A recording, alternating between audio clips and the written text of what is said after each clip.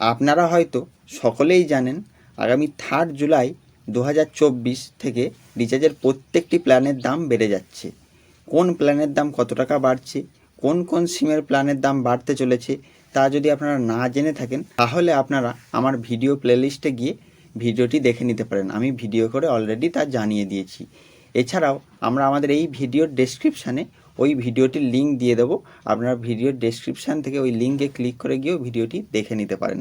তো আজকে আমরা এই ভিডিওতে বলবো সেটা হলো যে রিচার্জ বেড়ে যাচ্ছে দেখে অতিরিক্ত খরচাকে বাঁচানোর জন্য আপনারা কি আগামী দিনের জন্য রিচার্জ করে রাখছেন? আপনি আগামী কত দিনের জন্য রিচার্জ করে রাখতে পারবেন তা কি আপনার জানা রয়েছে? আপনি কতদিন পর্যন্ত রিচার্জ করলে আপনার রিচার্জের টাকাটি নষ্ট হবে না তা আপনার যদি জানা না থাকে তা আমি আজ এই ভিডিওর মধ্যে দিয়ে আপনাকে জানিয়ে দেব। নতুন নির্দেশিকা জারি হয়েছে এয়ারটেল এবং জিও সিমের তরফ থেকে। তো কি এই নির্দেশিকা রয়েছে তা জানতে হলে ভিডিওটিকে শুরু থেকে শেষ পর্যন্ত দেখতে হবে। আপনি কোন অপারেটরের সিম ব্যবহার করেন তা কমেন্টে কমেন্ট করে জানাতে হবে এবং চ্যানেলটিকে সাবস্ক্রাইব করে অল বাটনটিকে অন করে রাখতে হবে যাতে করে সকল প্রকার লেটেস্ট আপডেট সবার আগে আপনার কাছে পৌঁছে যায়। তো চলুন শুরু করি যে কী নির্দেশিকা রয়েছে। আপনারা স্ক্রিনের ওপর দেখতেই পাচ্ছেন এটি একটি সংবাদ মাধ্যমের অনুচ্ছেদের অংশ। তো লেখাই রয়েছে অ্যাডভান্স রিচার্জ রুলস, অর্থাৎ অগ্রিম রিচার্জের নিয়ম। আগামী 3 জুলাই থেকে শুরু হচ্ছে রিচার্জের ক্ষেত্রে নয়া নিয়ম। জিও, এয়ারটেল ও ভোডাফোন তিনটি সংস্থাই দাম বাড়িয়েছে তাদের বিভিন্ন প্ল্যানের। এই অবস্থায় হাতে রয়েছে মাত্র 2 দিন। এর মধ্যে রিচার্জ করলে পুরনো প্ল্যানের দামেই রিচার্জ করা যাবে। ফলে অনেকেই আগেভাগে এখন রিচার্জ করে নিচ্ছেন।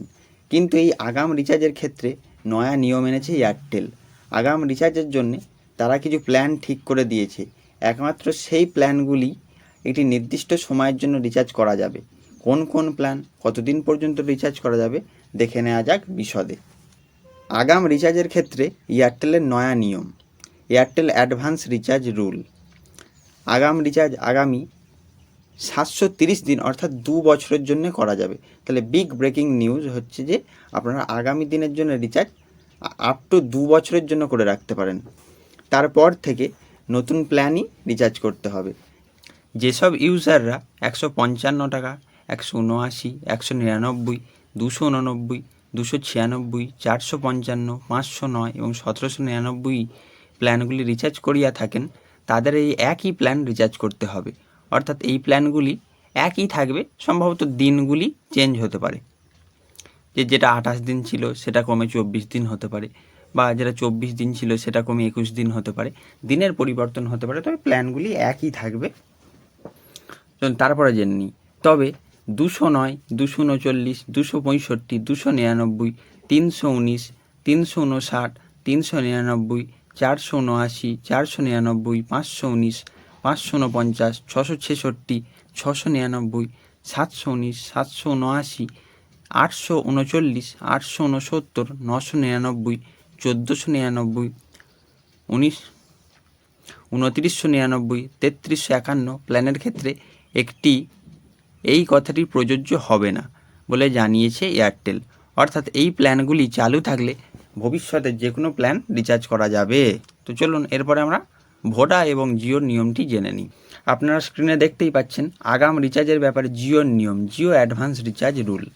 জিও রিচার্জ করার ব্যাপারে কোনো নিষেধাজ্ঞা জারি করেনি, ফলে যে কোনো প্ল্যানই রিচার্জ করে নিতে পারেন যতবার ইচ্ছে ততদিনের জন্যে। তবে 5G যারা চান তারা অনেকেই বর্তমানে বুঝে উঠতে পারছেন না কোন প্ল্যান রিচার্জ করবেন, অর্থাৎ কোন প্ল্যানে ভবিষ্যতেও 5G পাওয়া যাবে। সেক্ষেত্রে যে সকল প্ল্যানগুলি বর্তমানে 5G দিচ্ছেন সেগুলি বেছে নিতে পারেন, কারণ সেগুলিতে ভবিষ্যতে 5G নেট পরিষেবা পাওয়ার সম্ভাবনা বেশি। অর্থাৎ জিওর তরফ থেকে সেরকম কোনো নিষেধাজ্ঞা জারি করা হয়নি। চলুন এবার জেনে নিই ভোডাফোন। আগাম রিচার্জের ব্যাপারে ভোডাফোন আইডিয়ার কী নিয়ম। Advance recharge rule of Vodafone. Vodafone ইউজারদের রিচার্জের ব্যাপারে কিছু নিষেধাজ্ঞা জারি করেনি, ফলে নিজেরা ইচ্ছে মতো আগাম রিচার্জ করে রাখা যেতে পারে। দিনের ব্যাপারেও কোনো নিয়ম জারি করেনি ভোডাফোন আইডিয়া। তো এই ছিল আজকের ভিডিওটি ভালো লাগলে বন্ধুদের মধ্যে শেয়ার করবেন। ধন্যবাদ।